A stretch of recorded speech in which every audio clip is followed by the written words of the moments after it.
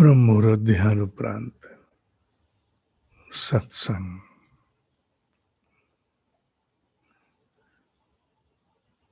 निष्कर्ष निकलता है कि भगवान भावना है।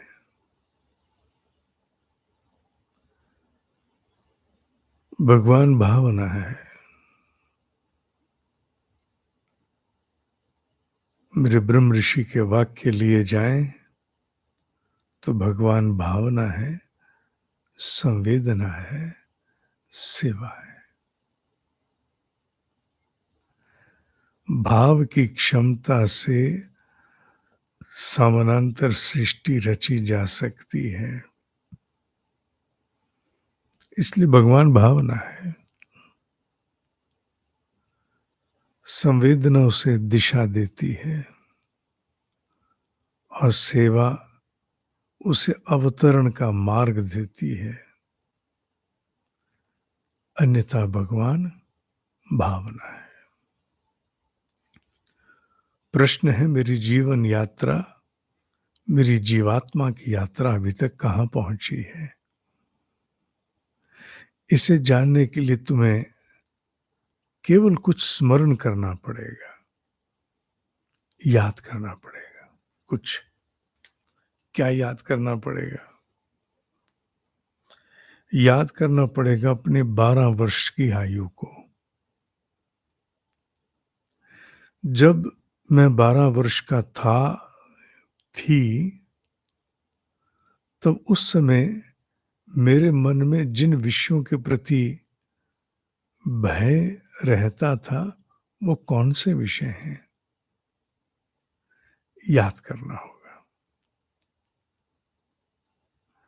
जब मैं 12 वर्ष का थी, तब उस समय किन विषयों के प्रति मेरे मन में भय रहता था?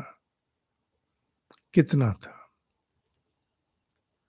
दूसरा प्रश्न, जब मैं 12 वर्ष का थी, मेरे भीतर के असंयम क्या हुआ करते थे?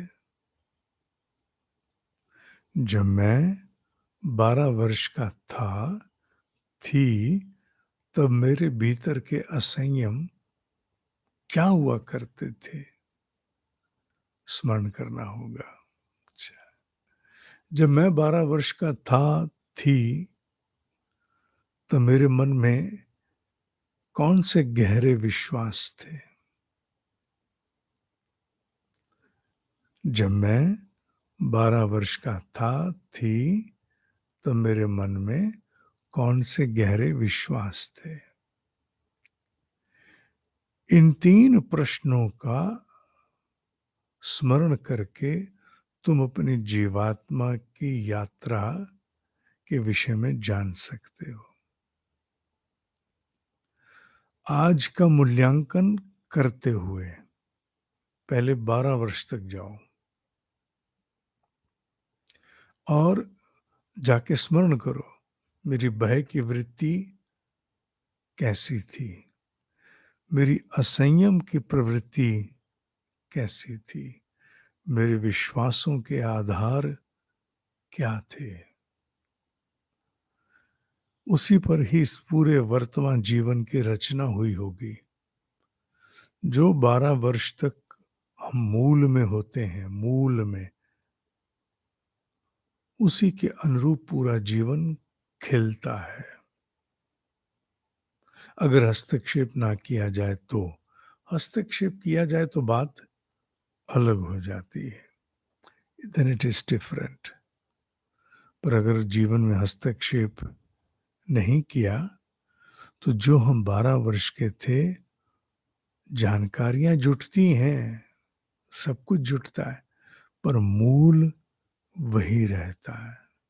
भीतर का बच्चा वही जो 12 वर्ष का था। तो अपने आप से 3 बातें पूछो। जीवात्मा की यात्रा की बात हो रही है। तुम्हारे मन के भय क्या थे? असंयम क्या थे? और गहरे विश्वास क्या थे? इन तीनों पर क्योंकि ये तीन ही हैं जिन पर वर्तमान जीवन के नए विषयों की रचना हुई होगी। नए प्रकार के भय, नए प्रकार के असंयम और नए प्रकार के विश्वासों को आधार तुम्हारे अतीत के संस्कारों ने ही दिया होगा। तो 12 वर्ष के जब तुम थे तब क्या थे और आज क्या हो, ये हिसाब लगा के जीवात्मा की यात्रा का पता लग जाएगा। अब ये भविष्य की बात नहीं कर रहे, क्योंकि वो अनेक अंशों में तुम्हारे अधिकार क्षेत्र में है, तुम जैसा चाहोगे बना लोगे।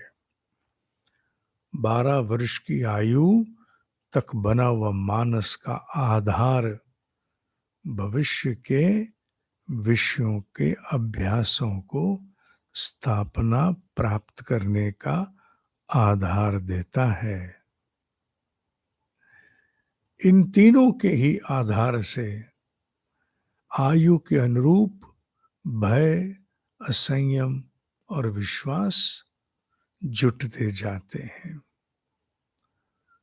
और तो अगर तुम ये जान पाए 12 वर्ष तक इन तीनों में क्या था और आज क्या है, तो जीवात्मा की यात्रा का पूरा ब्यौरा तुम्हारे पास चला जाएगा।